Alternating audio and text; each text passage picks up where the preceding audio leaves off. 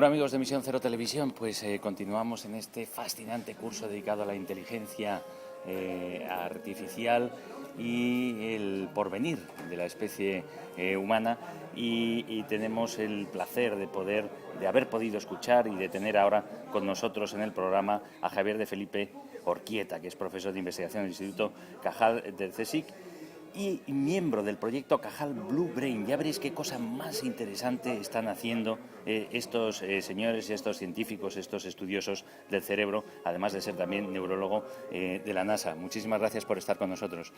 En Emisión Cero Televisión nos preocupa mucho la buena generación y el uso racional de la energía, la sostenibilidad en términos generales, la movilidad sostenible, con el avance ahora también de los vehículos eléctricos mucho más eficientes, y nos ha parecido fascinante esto que nos has relatado acerca de que estáis estudiando lo maravilloso que es el cerebro en términos de eficiencia energética, que poco consume para todo lo que da de sí, ¿no? Exactamente, eso es uno de los grandes enigmas del cerebro es ver cómo es capaz de procesar información con una eficiencia extraordinaria, con un coste de energía muy baja. Bueno, en relación con otros órganos del cuerpo consume mucho, pero en relación a lo que consumen las máquinas domésticas, por ejemplo, ¿no? Entonces, lo que estamos intentando es aprender cuáles son los trucos que hace nuestro cerebro para procesar esa información, porque un ordenador es mucho más potente que nosotros, puede tener muchísimas más posibles conexiones, pero lo que no sabe hacer un ordenador, por ejemplo, es reconocer una cara de una forma en cuestión de milisegundos como lo hacemos nosotros. Somos mucho más eficaces, Claro. pero no es que seamos más complejos, lo que somos es que hemos aprendido, nuestro cerebro es una máquina que ha desarrollado algoritmos que son secretos por ahora y que nos permiten hacer acciones extraordinarias. Y lo bonito de todo esto, lo maravilloso es que esto lo poseemos de hace más de 200.000 años y están en nuestro cerebro. Lo que tenemos que hacer es desarrollarlos, y es a través de la cultura, la transmisión cultural, lo que nos permite desarrollar esas capacidades. Tenemos una extraordinaria capacidad, es como un software que tenemos en el cerebro y un hardware que lo tenemos que manejar y crear.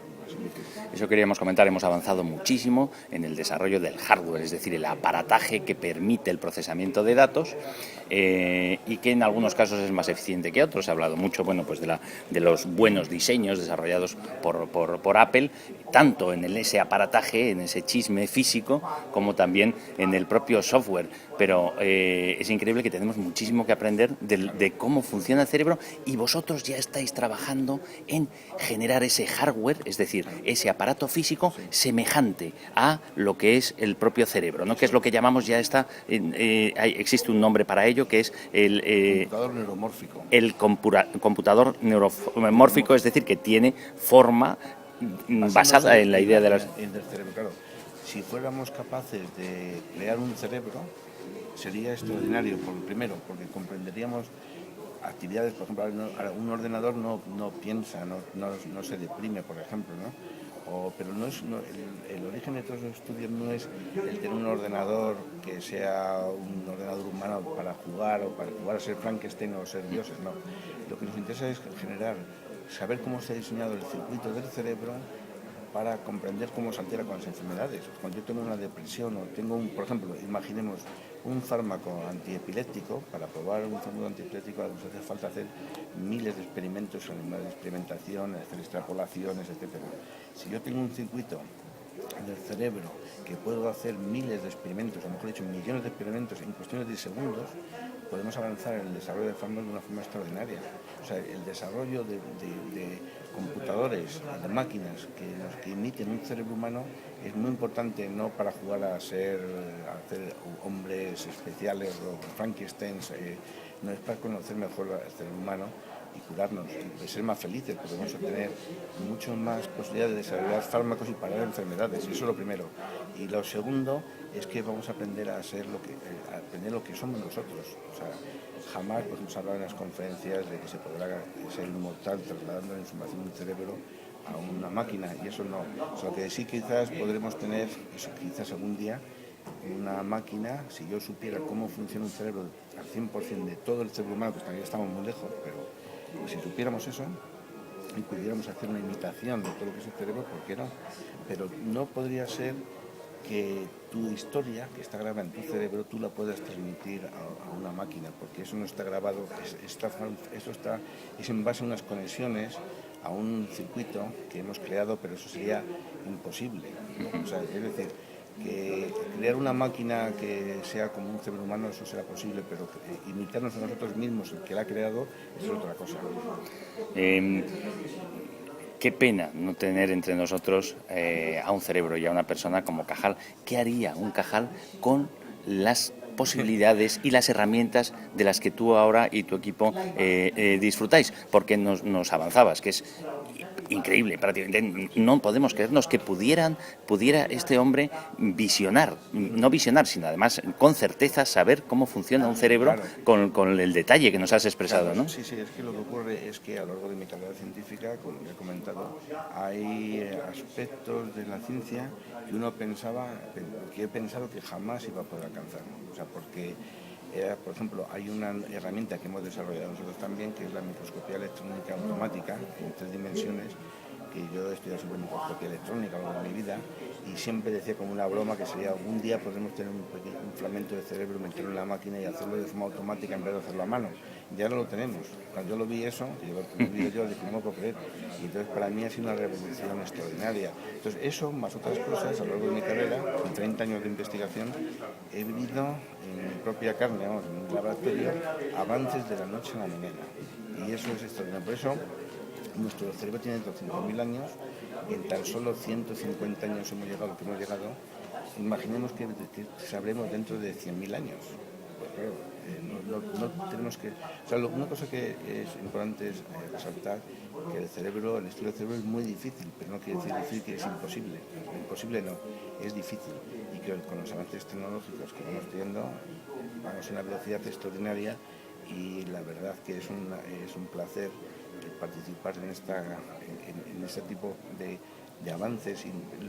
Y otro aspecto que es crítico es el conocimiento que tenemos es extraordinario, pero también tenemos que aprender a organizarnos. Por eso los grandes proyectos, que hay mucha gente que dice que esto para qué sirve, pues sirve para que cientos de laboratorios, que yo dirijo el codirector de estas grandes divisiones, es como aprender a organizarnos, donde grupos de científicos que son especialistas en genética, en moleculares, fisiólogos, matemáticos, músicos, todo, estamos coordinados, de tal forma que aprendemos a hablar entre unos a otros.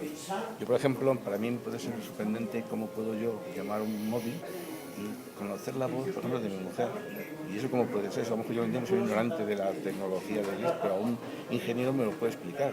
Pues no me hace falta saber cómo lo hace, porque si yo quiero aprender todo sería imposible. Entonces, lo que hacemos es que nos hemos especializado muchísimo, y lo que tenemos que es aprender a comunicarnos entre diversos especialistas de todo el campo y crear para poder conocer el cerebro. Y eso es lo que estamos haciendo. Entonces, pronto vamos a tener un cerebro que vamos a crear un circuito, que va a ser el circuito de una corteza cerebral, que va a ser basado en datos reales, y vamos a crear un modelo en un ordenador, un circuito, y eso va a ser un avance extraordinario. En los próximos años, pues un poquito más tarde, vamos a hacerlo completo. Has mencionado en tu conferencia el pienso, luego existo, y quizá no sea posible el trasladar nuestra esencia pensante a un cerebro artificial, pero sí parece que ya estamos viviendo el nacimiento de los cerebros artificiales que piensan y aprenden, como el propio Watson de IBM, que bien conoces, o el proyecto de Adam de Microsoft.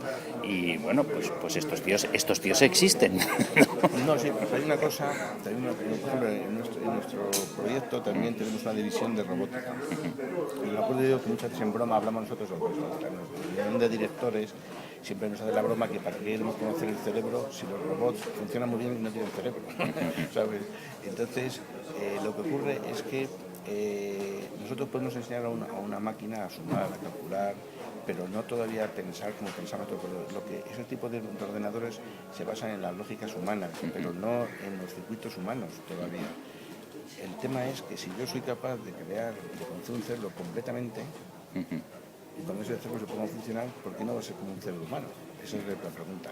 O sea, no es que yo enseñe, ahora lo que pasa es que ese cerebro va a ser como el cerebro de un niño, otro que ha nacido, y entonces ese cerebro va a ser otra vez único, va a aprender del entorno. Si le pones, o sea, todos, cada uno de nosotros somos cerebros únicos, no hay dos cerebros iguales.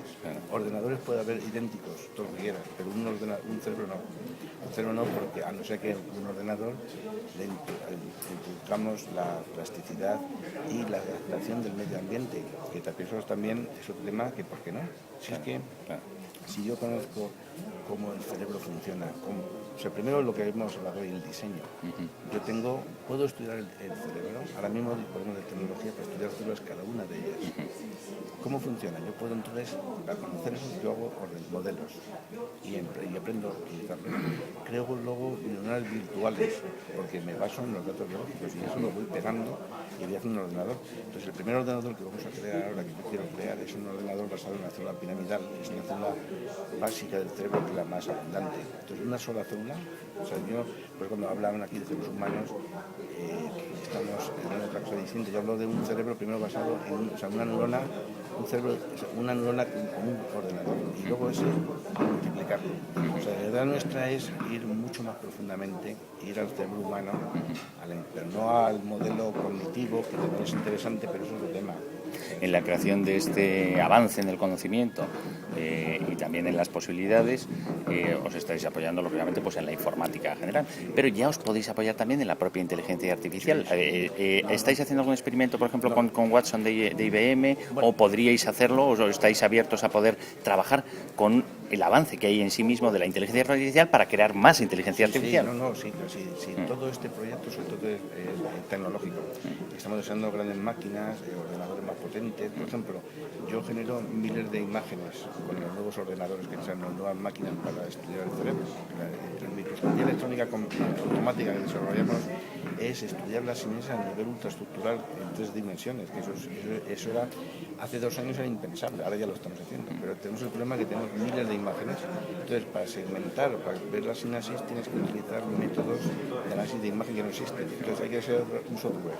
Y al mismo tiempo pesan mucho, entonces las imágenes hay que hacer ordenadores más potentes y algoritmos nuevos y así sucesivamente. Entonces, todo eso hace desarrollar machine learning y otras herramientas de aprendizaje, y es todo asociado. O sea, el estudio nuestro, en mi laboratorio, en nuestro grupo hay más matemáticos, ingenieros informáticos que biólogos, realmente. Pero es que es un abordaje, es apasionante. Por ejemplo, ahora cuando tenemos una imagen que podemos visualizar, vemos miles de neuronas que se activan en un tiempo dado, el analizar esas imágenes, o sea, ese tipo de información es muy difícil. Entonces, por eso hace falta las nuevas tecnologías informáticas, matemáticos, ingenieros, y todo esto va también con la neurociencia cognitiva, que es otra de las ramas, y todo lo vamos a ver que no hay nada más importante ahora, sino todo tenemos que estar englobado, y eso es lo que consiste. El Human Brain Project es un proyecto gigantesco a nivel europeo, porque estamos en contacto con el de Obama, con el Allen Institute también, estamos con Google, con todos. Más de 140 laboratorios, Bueno, nos has pero dicho, solamente la primera fase. Yo dirijo una de las divisiones y la verdad que es una locura porque es muy difícil. También hay el agruparse las ideas. Por ejemplo, un tema que nunca hemos hablado y debería haber comentado aquí es que no sabemos lo que sabemos ahora mismo sobre el cerebro. Si tú preguntas, a mí yo soy un especialista del cerebro, pero soy ignorante en general porque sé muy poco de lo que hay en el mundo, porque no tenemos la información estructurada. Entonces, otra de las cosas que estamos haciendo es federar toda la información. No es que un ordenador lea todo y lo guarde, porque es importante luego saber cuál es la información buena y la mala. que se pueda discriminar bien, que se pueda poner al servicio de las necesidades de cada momento. Claro, y sobre todo qué es bueno y qué es malo. Por ejemplo, si yo hablo sobre qué hay en número de células en el cerebro o lo que sea, hay gente que dice, por ejemplo, que dice 1.000 millones, otros dicen 200.000, otros dicen que son 20.000, otros 20.000. Entonces, ¿cuál de estos datos es el bueno?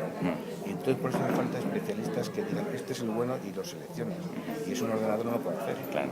Entonces la información no es meter todo ahí, te pregunta y te salen las respuestas, ¿no? Por ejemplo, en Internet, el científico no utilizamos Internet, Google, por ejemplo, para informarnos. Tenemos que tirar de lo que es los estudios, artículos científicos que están ya evaluados por especialistas. Yo no puedo leer en Internet, yo no busco Alzheimer y busco a ver qué me dicen, porque no puedo leer eso. Tengo que leer en revisiones de científicos que son muy relevantes, que son muy serios, y veo cuáles son sus ideas, sus demostraciones, porque sé que eso está evaluado y eso sí que es mucho más difícil. Pero todo lo que estamos haciendo nosotros es, en base a ese tipo de conocimiento, es desarrollar tecnologías también para valorar eso, que es muy difícil, pero ¿por qué no se va a conseguir? Pues ahí probablemente Watson si os puede echar una Claro, mano, porque sí. lee bien el lenguaje natural, lo entiende y aprende, y además busca de la manera que tú le dices que tenga que buscar y que seleccionar, incluso validando. Sí, claro, pero eso luego lo que pasa es que luego eso es lo que nosotros tiene que interaccionar con nosotros. Por ejemplo, Claro, lógicamente. lo bueno es que nosotros lo que hacemos en nuestro grupo es que trabajamos todos juntos. Entonces, cuando a mí me sale una nueva herramienta, yo lo valido, o sea, lo miramos nosotros. Claro. Entonces me dicen, eso es así, esto no es así, esto es mal. Entonces, ¿qué es lo que no sabe? Porque incluso a la hora de evaluar un artículo científico, tenemos que enseñar a las máquinas, pero vamos, que no es un proceso que se puede hacer, pero que es difícil y tienes que escoger especialistas, o sea, gente que conozca mucho los temas, cada uno de los temas, porque me diga, mira, aquí, por ejemplo, ahora tenemos un problema del número de neuronas en una columna, que me han llamado hoy, por ejemplo, a mi despacho, al hotel, porque tenemos una discrepancia entre el modelo matemático que estamos creando, que vamos a publicar un artículo en Nature sobre esto, y los conteos nuestros. Entonces me han dicho que hay una discrepancia que tenemos que entender. Entonces el viernes tengo una videoconferencia para ver cómo lo solucionamos. Para llegar a un acuerdo. Claro, entonces estamos llegando a un acuerdo de que eso no puede ser. Y eso es muy interesante. Claro, eso sí, es increíble. Es divertido que tenéis un problema, pero claro, el abordaje multidisciplinar, al mismo tiempo es de ser maravilloso, pero claro, Es tan maravilloso y tan entretenido como energy consuming, ¿no? sí. Y te deja... Bueno, te te deja- deja hecho polvo, es decir, esto todo el día. Ahora, por ejemplo, después de hacer todo el estudio me llaman y me dicen, oye, que no coincide, en la capa 1 de la corteza nos sale, es el doble de lo que nosotros proponemos como expectativa de los circuitos matemáticos, ¿no? Pero entonces yo a lo mejor el que me equivoco soy yo. O sea, nosotros. Entonces tenemos que reajustar y así hemos detectado fallos nuestros en base a los modelos y también hemos detectado fallos en los modelos en base a los nuestros. Entonces, esa es la interacción de la forma de aprender. Porque claro, si supiéramos cómo se ha hecho el ordenador, sería como un reloj. Muchas veces hablo de una metáfora. Tú ves un reloj en la calle y si nunca había visto antes, primero no sabes qué es. Lo abres y veas una estructura súper complejísima, la desmontas y entonces cómo funciona cada uno, no sabemos. ¿Por qué se movían las cosas? ¿No? Nada, primero que se mueva. Claro. Entonces, lo que pasa es que igual el cerebro no sabemos. O sea, tienes un cerebro que está formado por muchas partes, las neuronas son pequeñitas, hay muchas prolongaciones, conexiones, y ahí no cómo funciona esto. Entonces estamos trabajando en cómo funciona, cómo son cada parte, hacemos modelos, entonces todo, para comprender el cerebro hace falta modelos, porque son tan complejos y tenemos que hacer hipótesis de cómo están conectadas las neuronas. Luego, en base a los datos reales, vemos si eso es factible o no, y es lo que estamos en la lucha, pero es muy divertida. Ir aprendiendo ese camino, ese lenguaje, ¿no? Claro, y todo lo que estamos es una cosa maravillosa. Lo que estamos haciendo es aprender a estudiar el cerebro todos, tanto el matemático como el ingeniero, todos. Entonces, al final, ahora, claro, el jueves mañana cuando regrese a Madrid, tengo que repasar todos los datos que hemos visto para la discusión con nosotros y otros también. Entonces, de manera te marean rápido. Y todo aquí has puesto que mide 150 micras y ahí no nos caben los asones, que cómo, tal. Entonces tenemos que darle vueltas y estamos con los pasos. Pues te agradecemos mucho tu tiempo y sobre todo tu trabajo y tu dedicación para el bien común, porque esto va para el bien de la sociedad. Eso esperamos. Muchas gracias. Muchas gracias.